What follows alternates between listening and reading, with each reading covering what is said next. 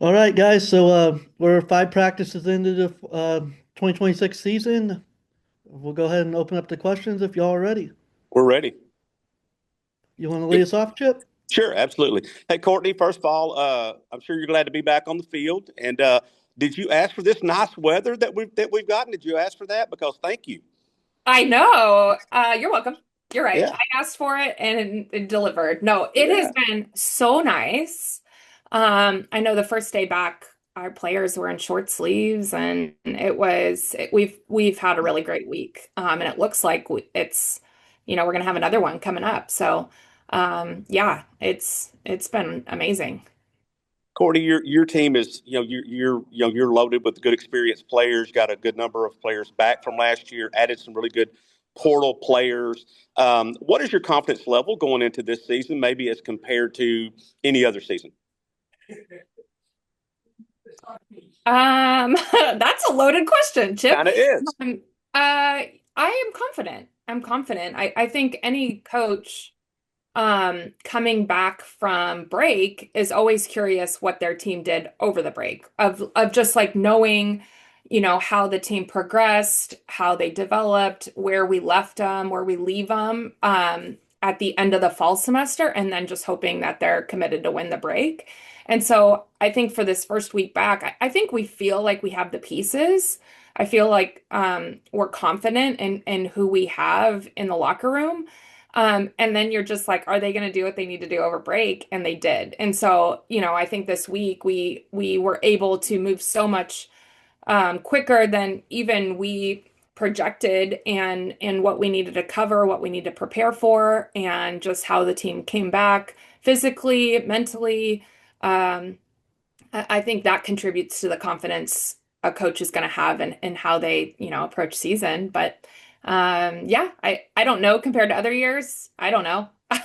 You have to ask my staff. I have short-term memory with those type of things, but I think we feel really confident in this group. Your pitching, of course, is a known commodity. You're deep there, deep and talented. But what about? It looks like defensively, you guys have also really improved, adding an elite outfielder. And then also answer that question, but I also want to get into to Reagan Johnson and having her in the middle of your outfield back for what seems like she's been there forever. And what she brings as far as leadership, to your team.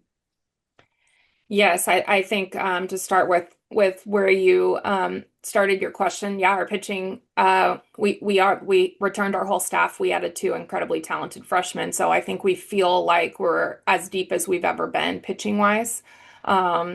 They this first week back look really strong. Look just they look like they worked their tails off over the break. And then when it comes to the defensive piece. Yeah, we had the best defense in Division I softball last year, and we added a Gold Glove winner in left field, and we added Tiana Bell, who will hold down first most likely, who is an exceptional glove. So I think that we feel defensively we're really solid, and then when talk about Reagan Johnson anchoring the outfield. I don't think there's a better center fielder in the game. And I thought she was the best center fielder last year too. And it's not a bias, it's a watch her play. Watch her play, watch her cover the ground, watch her make the big plays, watch her make the routine. Like what she does is game changing for us defensively. And I think she is in position to have her best year yet. But yeah, when you look at the outfield and you look at wow, you get Reagan Johnson for her fourth year.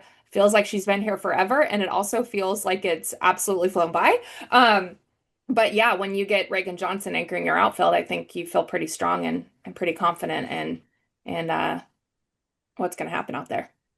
Just one more question for me, Courtney. How do you feel the shoes of Bree Ellis? How do you feel that the numbers that she put up? Player of the year.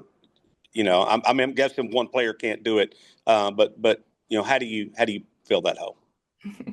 I think that's going to be the big question. I think I'm going to get that question a lot is how you feel it. And I don't think we're asking exactly, Chip. I don't think we're asking one player to do it. But we added Dakota Kennedy and Tiana Bell, who are incredibly talented. And then we're adding another year to the rest of the lineup, and I think that that's how we do it. I think we do it by everybody kind of stepping up and filling that, because I think the big thing is, you're filling her power numbers, you're filling her on base. The thing I question is like, we're filling her personality and her leadership, and those are the things that when I get asked those questions, those are the things that aren't considered.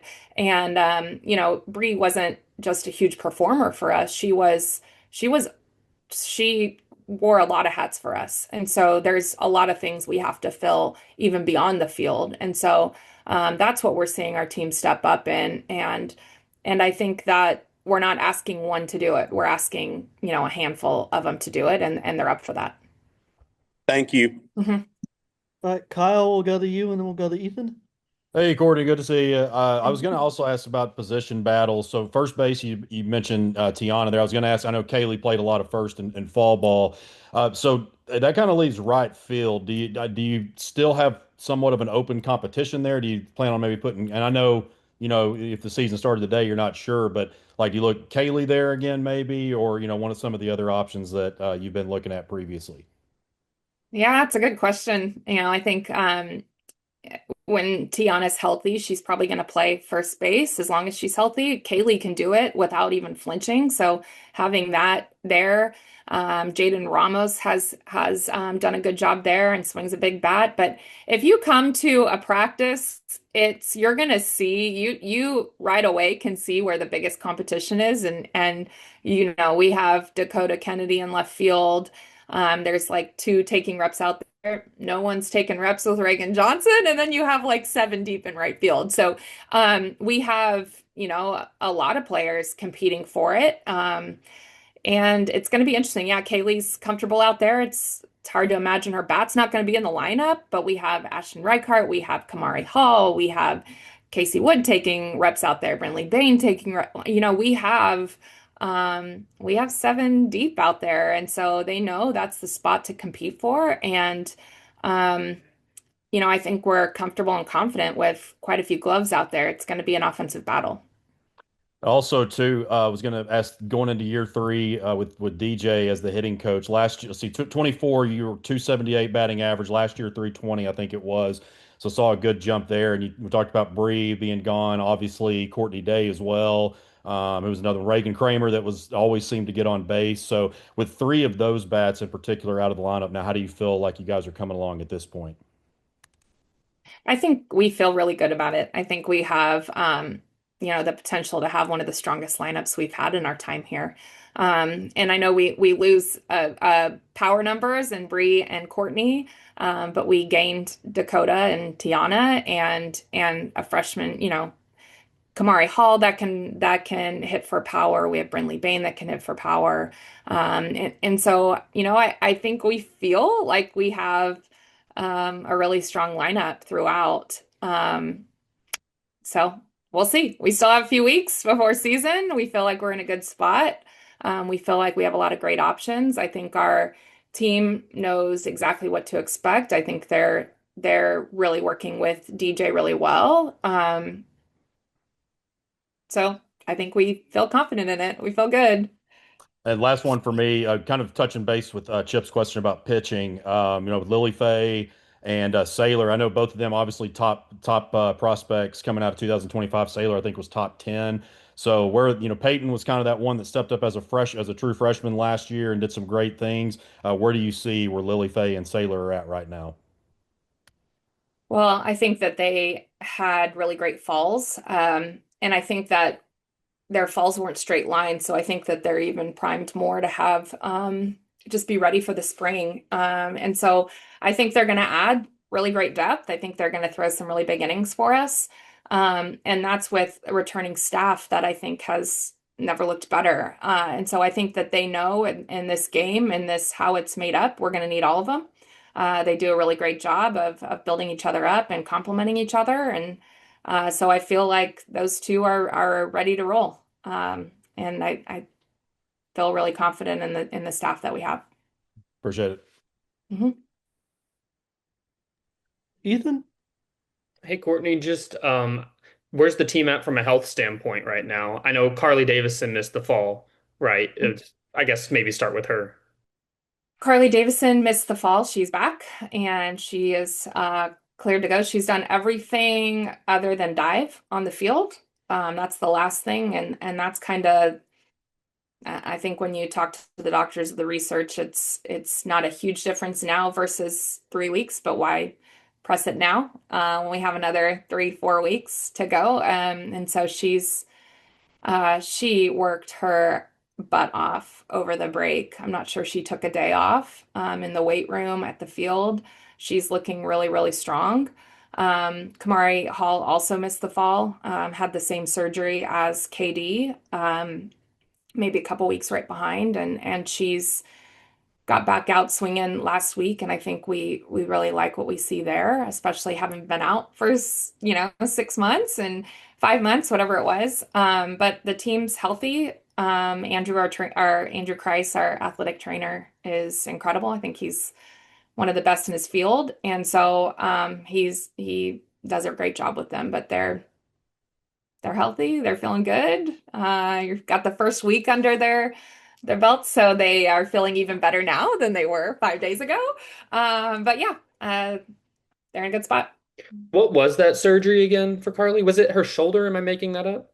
No, you're not making it. It was her labrum in her shoulder, in her glove shoulder. Gotcha. It felt like last year, whenever the team, hit that adversity early in SEC, what carried you maybe through was some of the, leadership on the team. I know you mentioned Bree earlier, but I'm just curious with this team, whose voices do you think that the team really listens to? Well, I think Reagan Johnson. I think Carly Davison. I think Robin Heron. I think Ella McDowell. I think Italia Riho. I think that this is a leadership by committee. I think last year's leadership was as strong as we've ever had.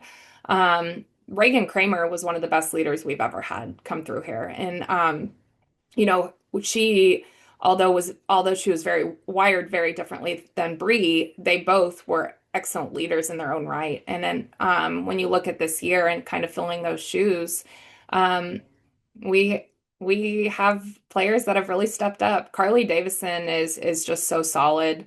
Our captains this year are Carly Davison, Reagan Johnson, and Robin Heron, and those three collectively just make a really great team.